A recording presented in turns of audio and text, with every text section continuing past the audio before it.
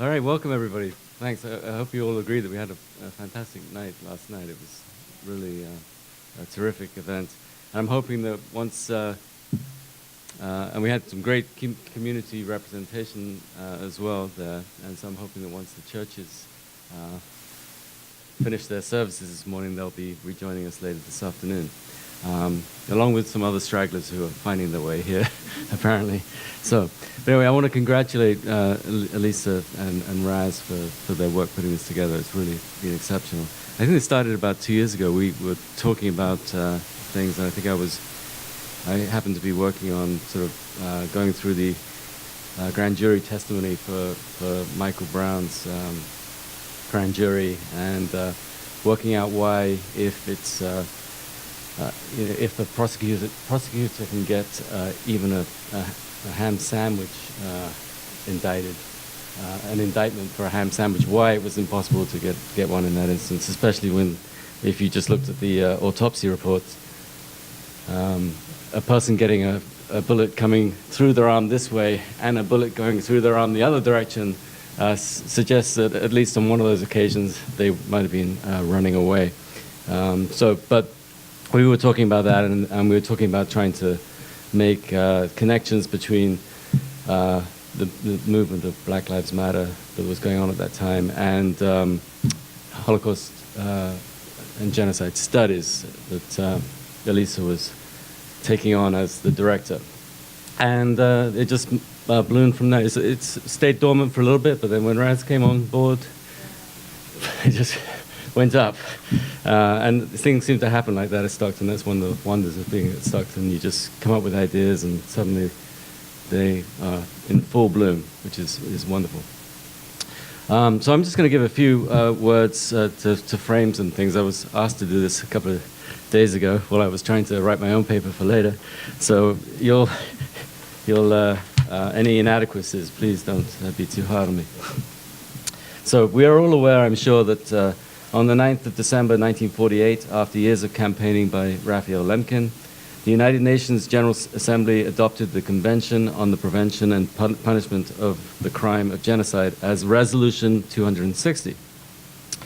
The convention entered into force on 12th January 1951, and it defined the convention, which entered into force, defined genocide in legal terms so that the international community would be able to act in the future when they determined that an outbreak of genocide was occurring or had occurred. Article 2 of the convention defined genocide as any of the following acts committed with intent to destroy in whole or in part a national, ethnic, racial, or religious group, and by any of these following methods. 1, killing members of the group. 2, causing serious bodily or mental harm to members of the group. 3, deliberately inflicting on the group conditions of life calculated to bring about its physical destruction in whole or in part. 4, imposing measures intended to prevent births within the group. And 5, forcibly transferring children of the group to another group. Not only is this a useful place to start as we begin to discuss the matter of Black lives, Black experiences in the USA and the question of genocide, because any number of experiences from slavery through the lynching state to the incarceration industrial complex of today would fit within this definition. It is also germane because Black activists immediately after the adoption of this resolution swung into action and introduced a petition to highlight the condition of African Americans in the United States. The Civil Rights Congress drafted a 237-page petition arguing that the United States had been responsible for hundreds of wrongful deaths and other genocidal abuses. Leaders from the Black community, including Paul Robeson and W.E.B. Du Bois, presented the petition to the United Nations in December of 1951, and many of these leaders had their passports revoked so that they couldn't go to present the document in Paris. This is a starting point of sorts, but another might be to contemplate the slave ship anchored off the coast of Africa, a silent factory of labor reproduction with tentacles reaching into the beating hearts of tribal communities and complex societies, and drawing, by kidnapping, trading, and precipitating warfare, young men and women towards the ship. Once on board, people of different origins and linguistic backgrounds would be forged into a nascent commodity, the black slave. Those who became sick, who resisted, those who became an insurance risk for whatever reason, would be thrown overboard and fed to the sharks, who, according to many commentators, accompanied the slave ships expectantly. Millions of people suffered through the Middle Passage to end up as slaves in the Americas. Millions more did not make it across the Atlantic. When this act of labor reproduction is added to the horrendous clearances of the indigenous peoples to make way for the coming plantations, one can only characterize the colonial expansion throughout the Americas as a Holocaust in its own right, comprising a great many genocidal acts, ongoing through many centuries. Indeed, genocide can be seen as one extreme of colonial governmentality, as is clear in the genocide of the Herero in German Southwest Africa that Elizabeth Bear has written about. It was also part of the mindset of the settler, whether he or she was in the American Midwest, in the Caribbean, the Horn of Africa, Australia, Tasmania, wherever. When a colonial system like that in India, or a quasi-colonial system as in the American South, was threatened, whether by mutinous Sikhs or conspiratorial and rebellious slaves, the system came down hard on them with a barbarity that a Jungian might describe as being emblematic of a genocidal collective unconscious. There's long been a debate about whether the experience of slavery should be considered akin to genocide and comparable to the Holocaust. One of the first comparisons made between the slave plantation and the concentration camp was that made by Stanley Elkins in 1959. Elkins took the Ulrich Bonnell Phillips thesis about slavery, that slaves were happy, and inverted it.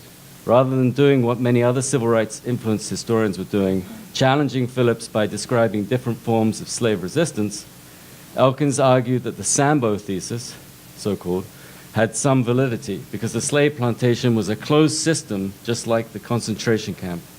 Given no hope of freedom and autonomy, the slaves sunk into a psychological condition marked by depression and infantilization. The comparison obviously had a number of problems that meant that it was largely discredited. Many said that there was a difference between an extermination camp and a system that needed to produce commodities, such that the psychological impact of the two would be different. Others objected to the Sambo infantilization thesis in its entirety, especially as it was quickly picked up by social theorists like E. Franklin Frazier and Daniel Patrick Moynihan, who suggested that there was a pathology in the black community, which later resulted in a culture of poverty, such that social programs would amount to throwing money at the problem. In the end, as many scholars have shown, including Raz Siegel in his discussion of genocide in the Carpathians, there isn't a single Holocaust experience to compare a single plantation experience to.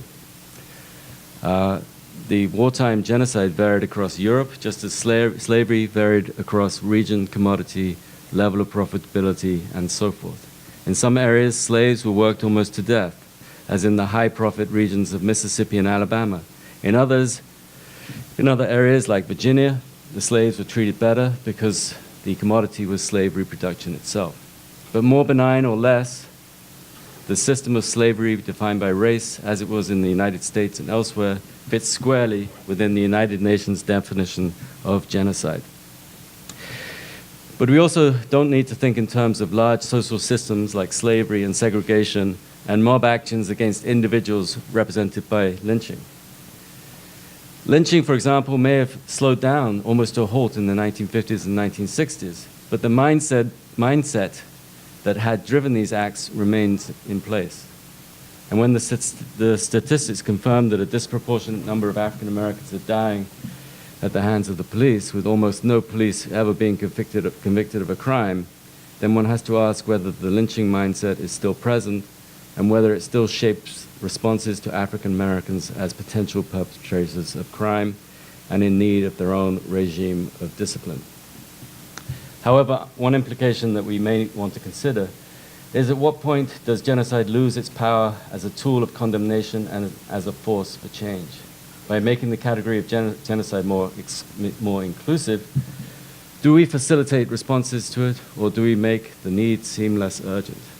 If genocide is seen as something less monumental, does this help us to intervene, to avert the catastrophe or Holocaust, or not? What are some of the other implications? I'm just going to throw a few questions at the wall and see which ones stick.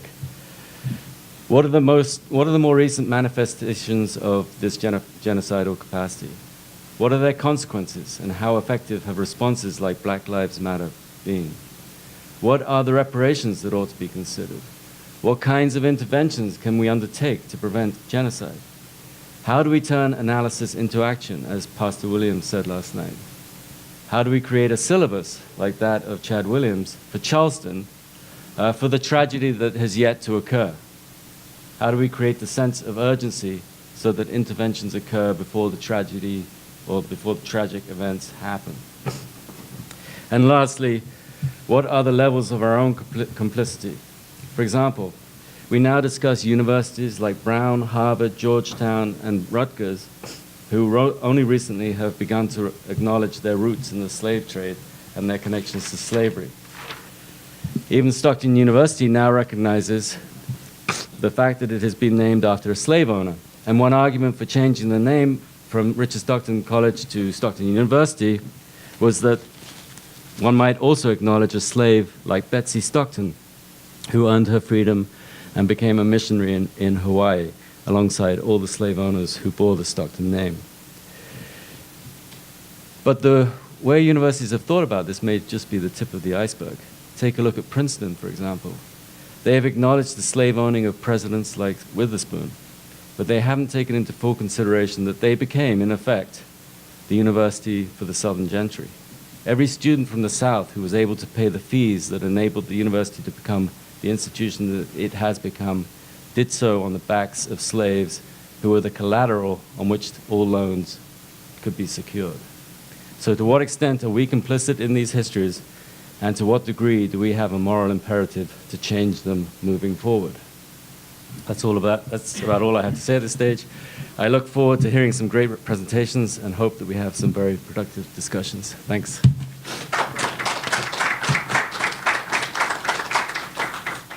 I want to thank Dean Gregg for his wonderful comments this morning. They really set a great historical stage for everything we're going to be talking about and asked some of the most crucial questions that sort of laid out the issues. So thank you very much. This is why Roz and I chose you to give this opening remarks, right, which were very well developed because we knew that you're very, very good at that. And we are encouraging everybody to be very, very creative, as I said last night, and dynamic in what they say. So take risks today, and don't worry about that. That's the point of our workshop. I'm talking, and I want to step back a moment. I want to thank President Kesselman for being here at our event this morning. We didn't know he was coming. It was awfully nice of him to come so early on a Sunday morning. It shows incredible commitment. So I want to thank you so much for that. Okay. I'm going to be talking about the where of genocide. I'm going to keep my comments brief. I'll be looking at bodies, reproductive violence, and community destruction. This is based on the current work that I do both historically and then in the realm of genocide prevention through the lens of gender. My background is in comparative genocide studies, history, comparative genocide studies, and my new work is on genocide prevention. And people in my field of genocide prevention spend most of their time trying to develop and exercise sort of another way of seeing the present, so that we can identify potentially genocidal patterns before it is too late, right? We assume, in a sense, that we're always in the space of potential, if not actual, genocide. So, right, it's up to us to be able to identify those tendencies that are major red flags for a kind of radicalization of the crime, either in the short or the long term. One can theoretically work on genocide prevention centuries out, right? But of course, it gets more and more difficult and more abstract the further away you are from what we would all agree is kind of a genocidal moment or the actual space of the commitment of genocide. But I believe that we can always find genocidal tendencies in any society. It's very equal opportunity, including in our own. We continue to be hampered, however, in our efforts by the conventional definition of the crime of genocide. And I mean conventional definition in two ways. One, literally the definition given by the convention, so in that way the conventional definition. And more importantly, two, by the interpretation of the convention by scholars, jurists, and policymakers since 1948.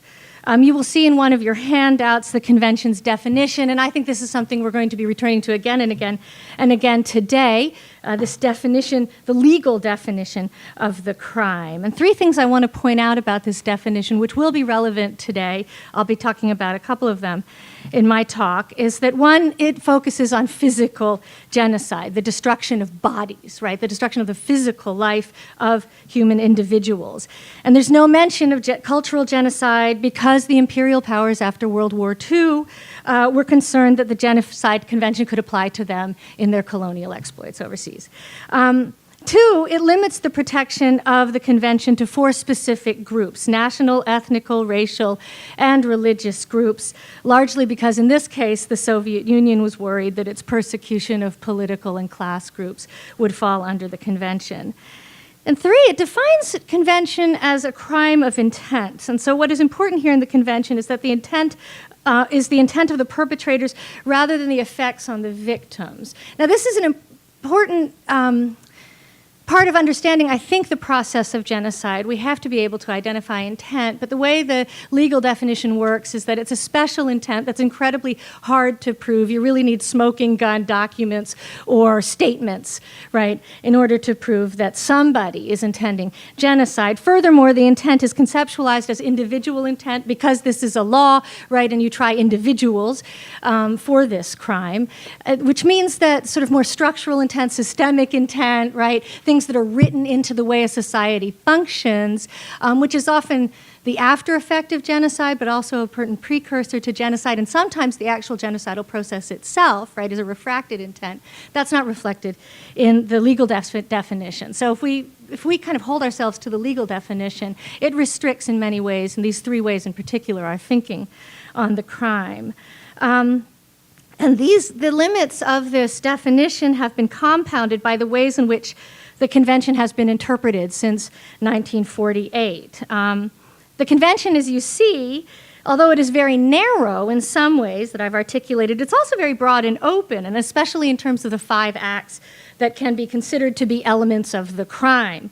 However, by and large, scholars and policymakers and jurists have followed Part 2A of the convention, killing members of the group, and they have decided that a good number of those members must be killed for the crime to be genocide, so that many scholarly definitions, sort of reworkings of the legal definition, include the language, the intent to destroy in whole or in significant part a national, ethnical, racial, or religious group as such.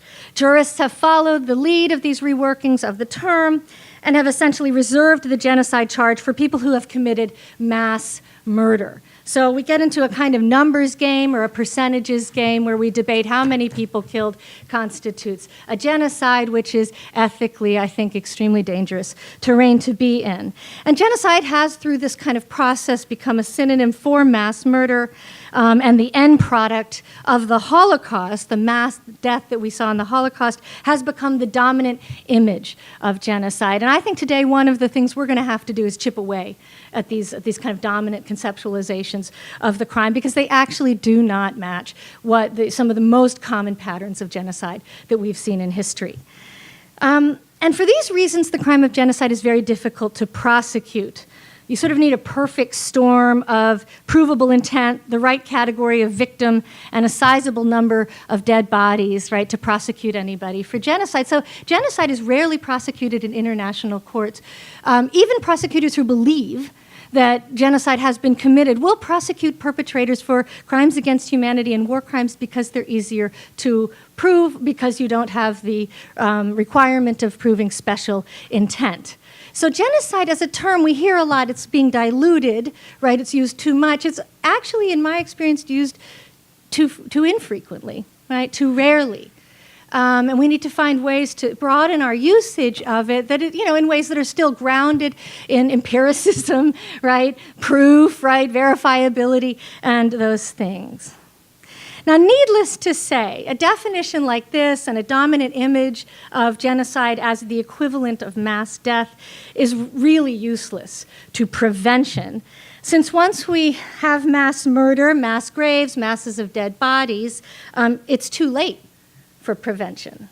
Right? What are we preventing in that case? Maybe a few more bodies, which is important, but certainly the harm has been done. So we need a different way of seeing the crime, one that allows us to use the words of Reverend Williams last night in his wonderful opening remarks last night, that allows us to imagine what a thermometer of genocide might even look like, right? So what is our thermometer of genocide? And we need to know that before we can become thermostats, where we begin to shift, right, the tendencies away from genocide rather than towards it.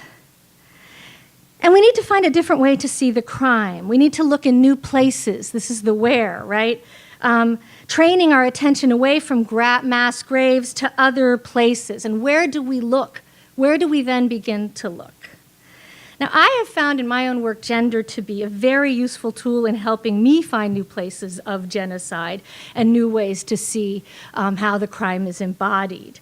And this is because gender opens up an almost entirely forgotten aspect of the crime, which is the assault on the biological and cultural reproductive capacity of the group being targeted. And I say forgotten aspect rather than sort of newly discovered aspect, because the crime was initially conceptualized by Raphael Lemkin as a complex process involving what he calls the essential foundations of the life of groups. And he coined this term genocide in his book, Axis Rule in Occupied Europe, at a time, 1944 is when it was published, but he was studying this process from the beginning of the war up to that point, at a time when the kind of the size of the catastrophe in Eastern Europe, right, and the death camps were not well known or well appreciated. So he was looking at a different dimension of the Nazi genocide, a different time period, right, in the genocide against Jews. And that book, in that way, right, focuses on all these different patterns, right, that create this web of genocide that destroys the essential foundations of the life of groups. Lemkin clearly intended genocide to be understood as a form of violent destruction that, in a sense, exceeded physical killing. Right? So it was more than physical killing by assaulting a people in every aspect of their collective lives, especially in their family lives. And I should note here that he actually included all sorts of groups in his definition. He was open to the inclusion of political groups, and the way he talked about genocide would easily have been applicable to social groups and class groups and other groups as well. And so we should keep that in mind, that the man who studied genocide, really from the 1920s up to his writing of Axis Rule, had a very, very complex view of what the crime was. And then we had this kind of political decision around the convention that accounts for its language.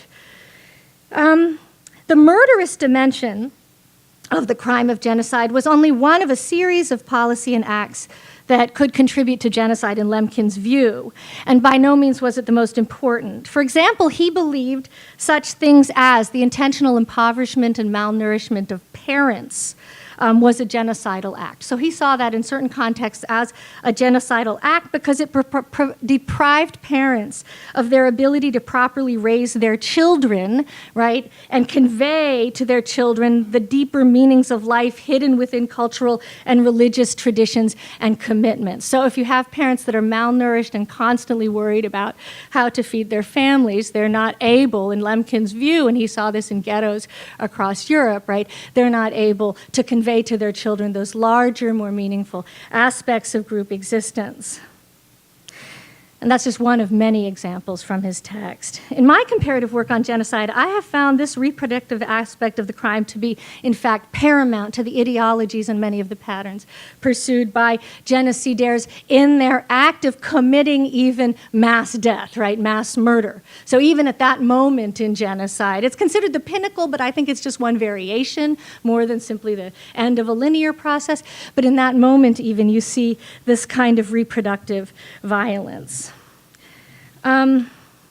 Killing, then, is a part of a much broader pattern of destruction that involves sustained assaults on every aspect of group reproduction, so much so that I actually believe genocide to be a crime of reproductive violence, a subset of a larger category of reproductive violence.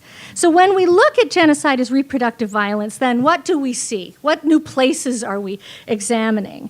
We see patterns that can play themselves out over months, right? So in a very short term, or decades, right?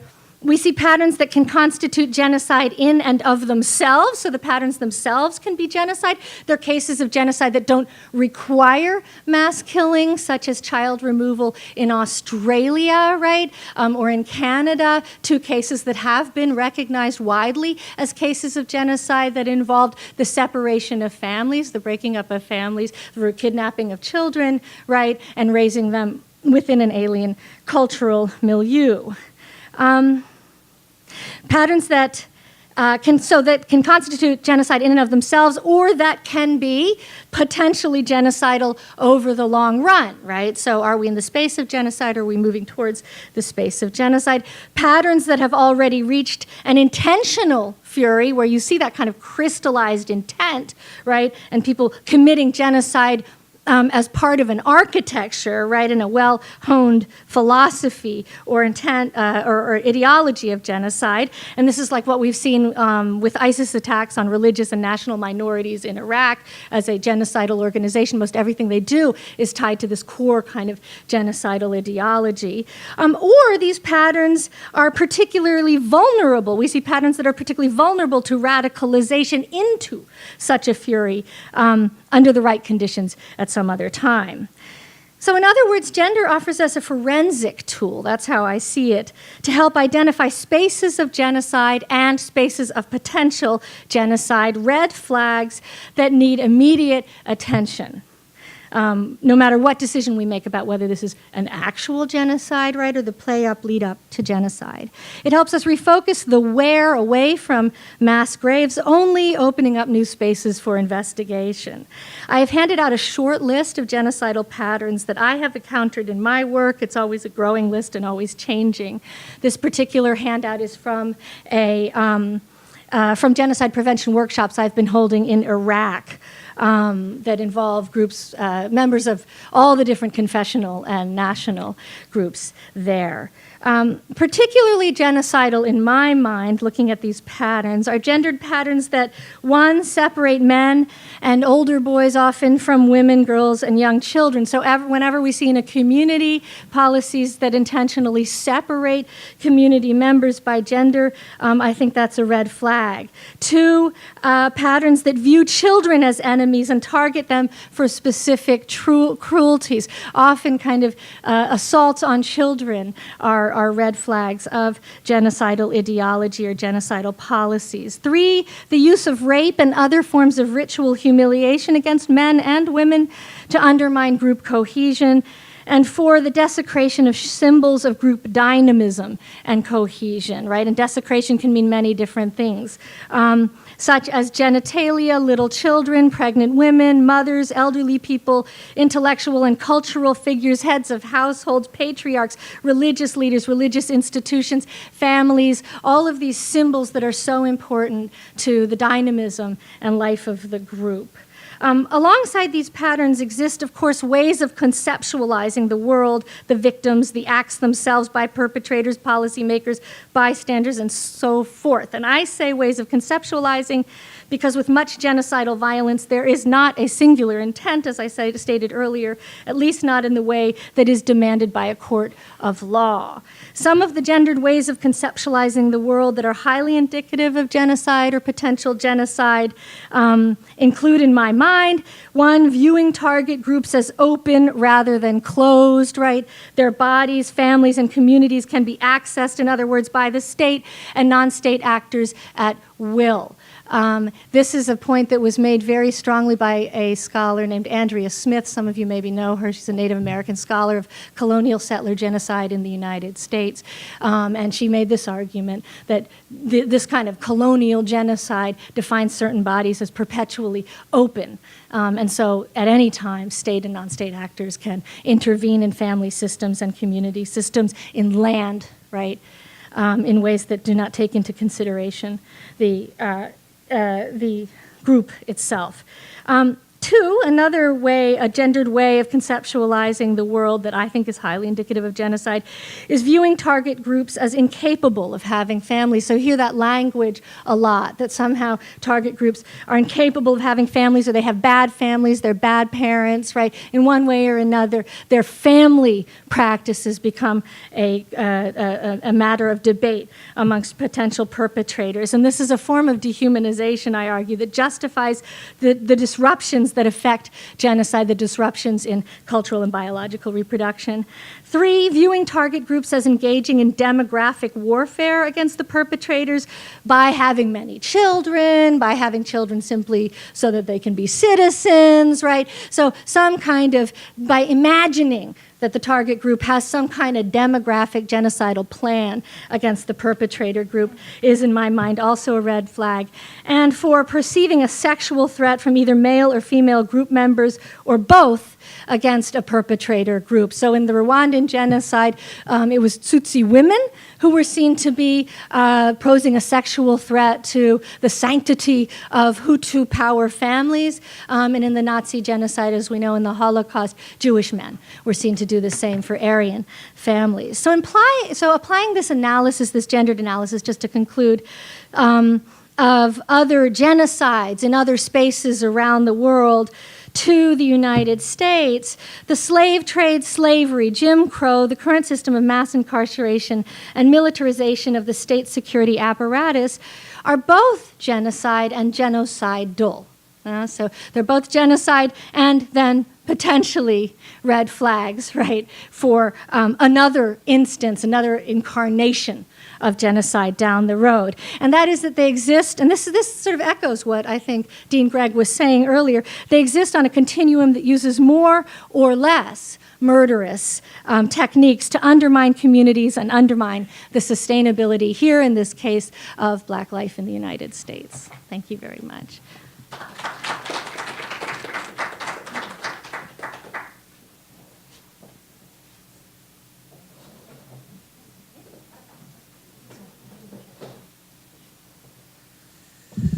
Hi, good morning. I just want to, before I jump into my lecture, just want to say that I'm very enthusiastic that we're doing this, and thank you for the support of everyone at Stockton, the 2020 committee, Dean Gregg, of course, our program, all the partners and people who joined. I'm very much looking forward to the discussion, to creating this discussion between Black history, or the history of blacks in the USA, and the question of genocide, and having this interaction between these fields of Holocaust and genocide studies, or the study of mass violence, and American history. I think it's very fruitful for both fields to raise new questions and think in new ways about these histories.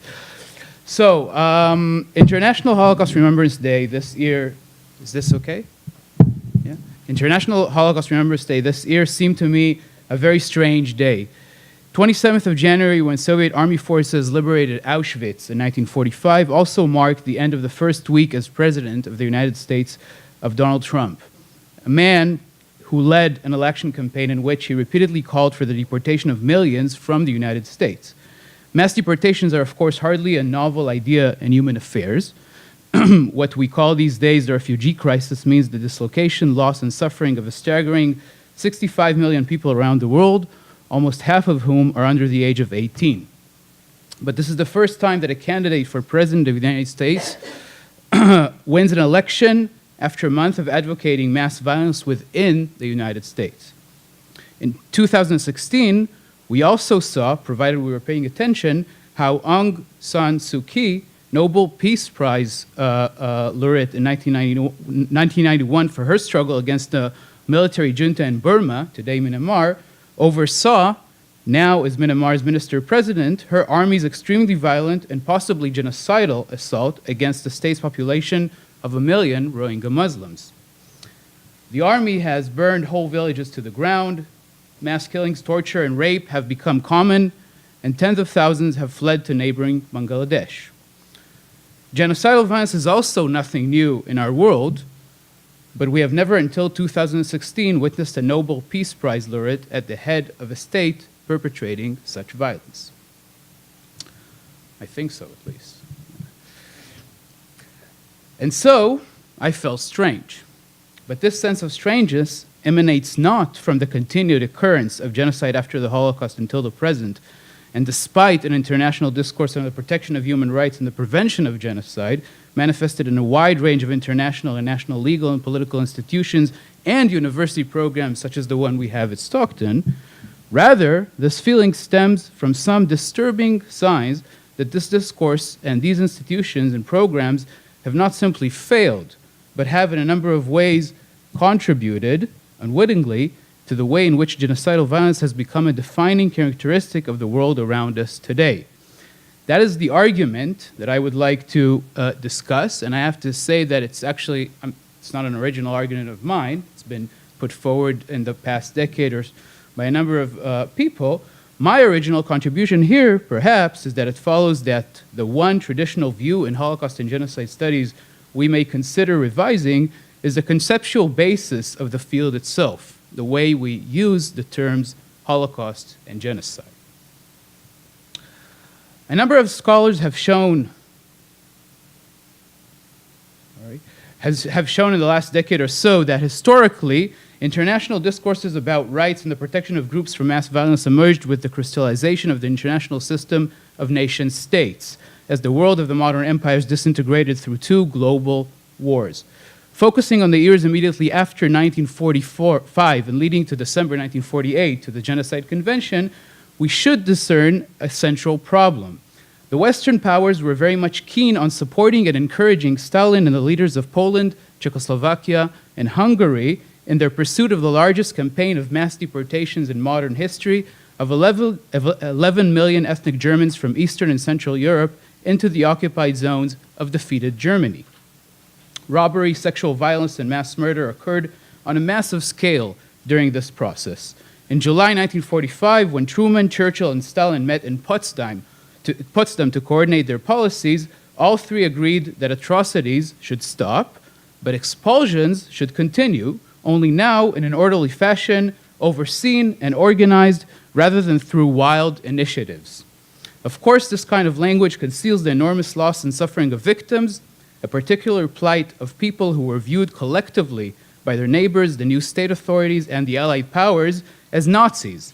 Needless to say, the vast majority were not, but nevertheless, they now all, from babies to the most elderly, had to leave. Yet for the Western powers, a larger history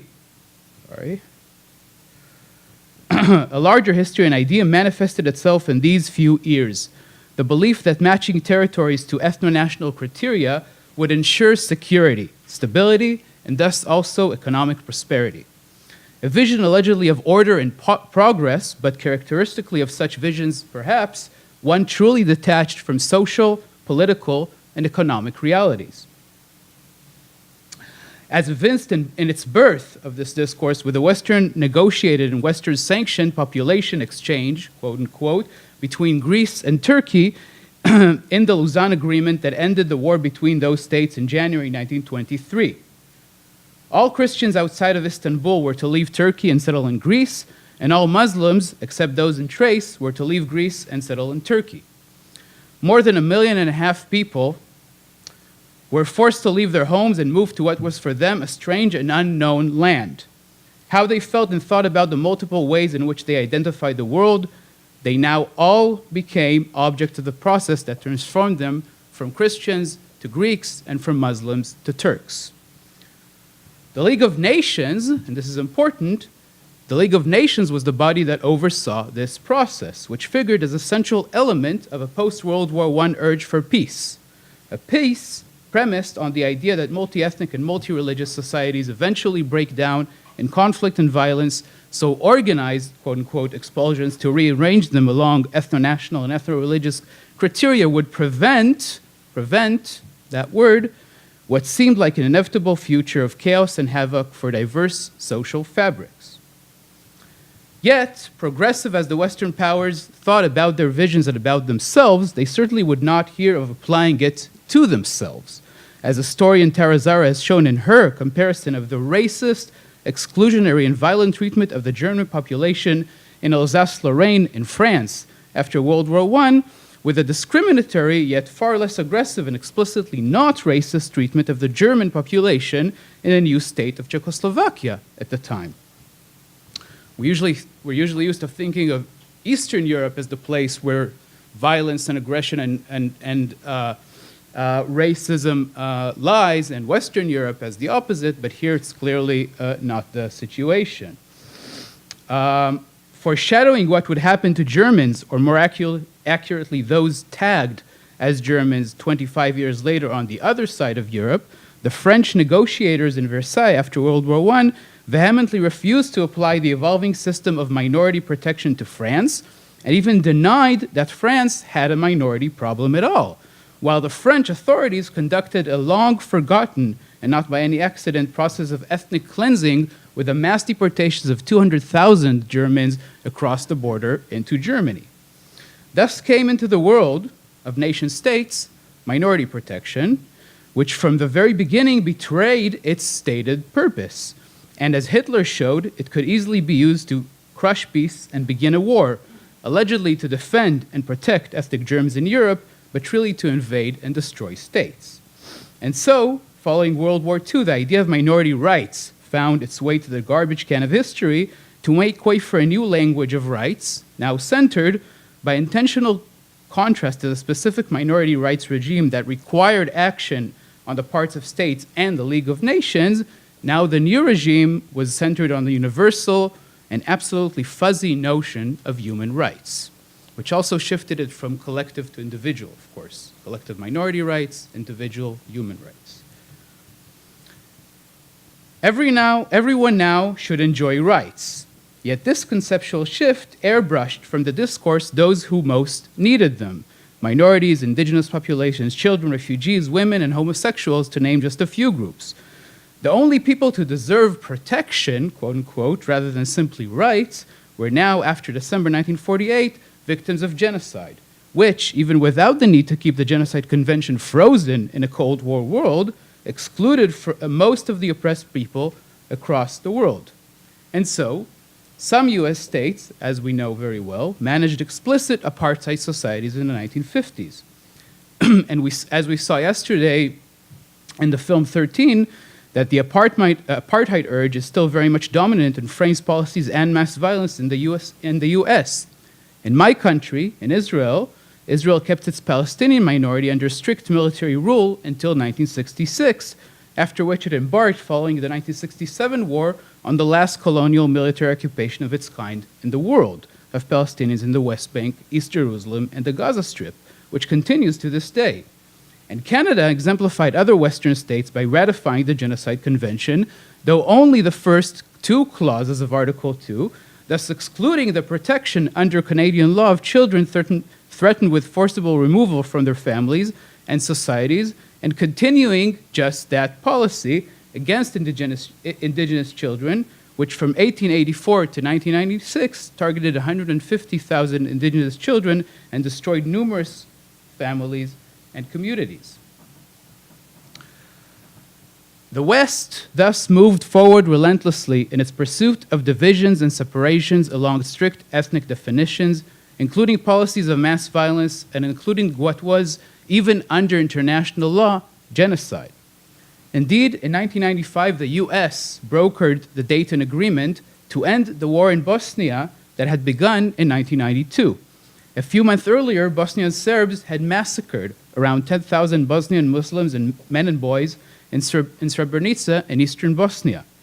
deported the women and children, and thus destroyed Bosnian Muslim life in the area. It was a UN-safe area, but it was anything but safe. This massacre was later recognized in international law as a case of genocide, though prevention and protection had failed miserably. But there was more to it.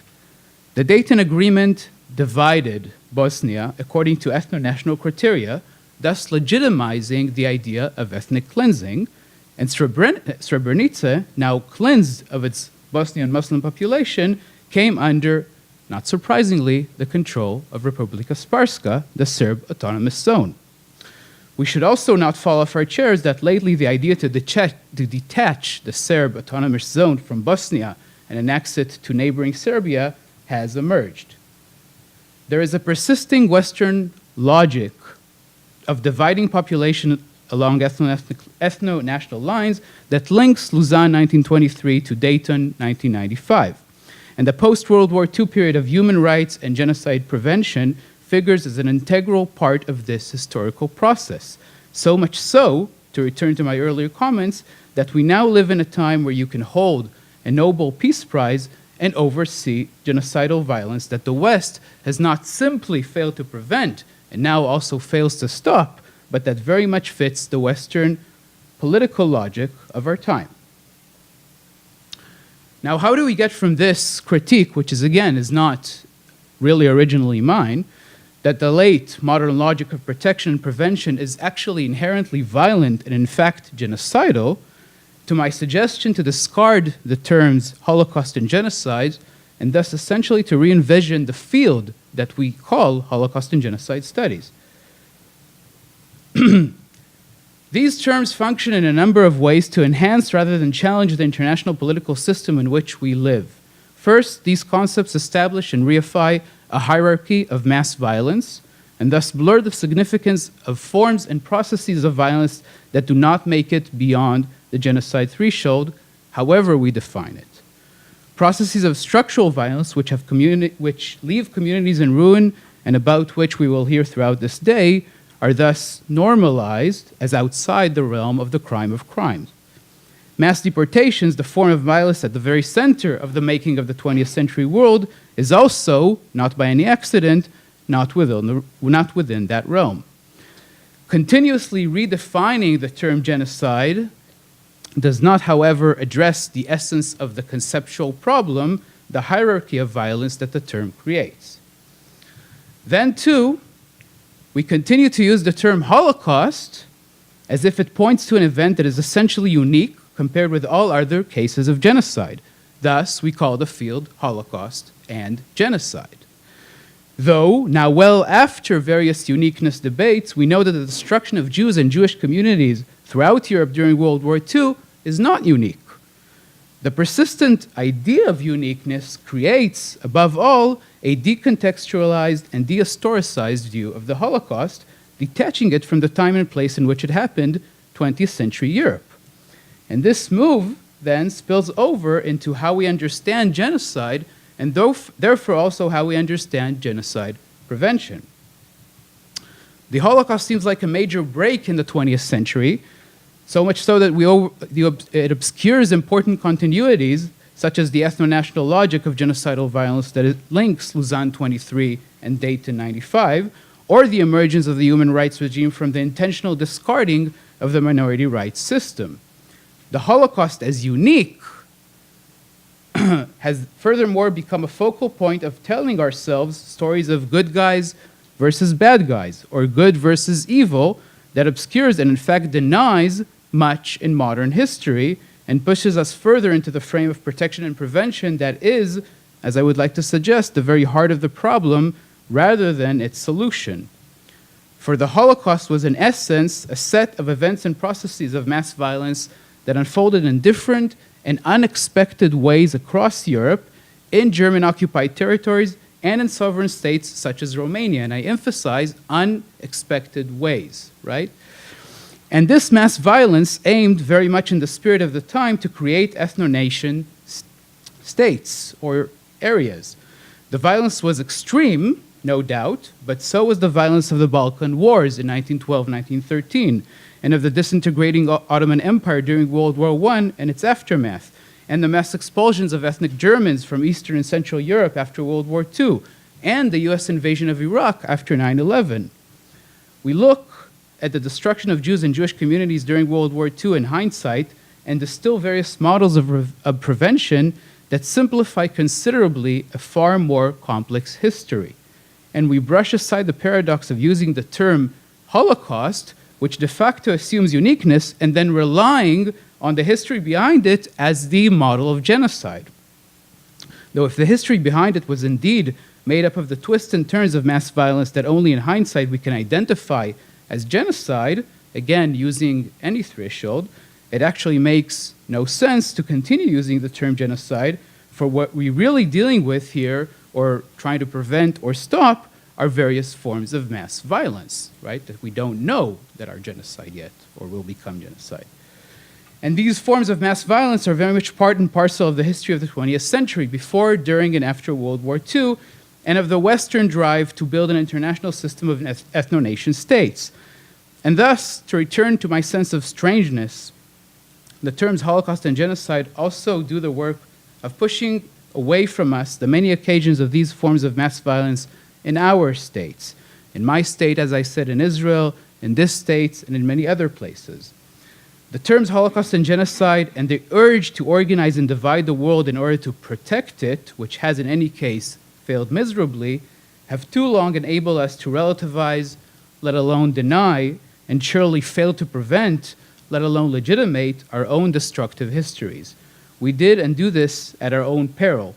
It is time, I suggest, that scholars dealing with mass violence in the late modern world consider, therefore, revising the traditional view of its field, its conceptual basis.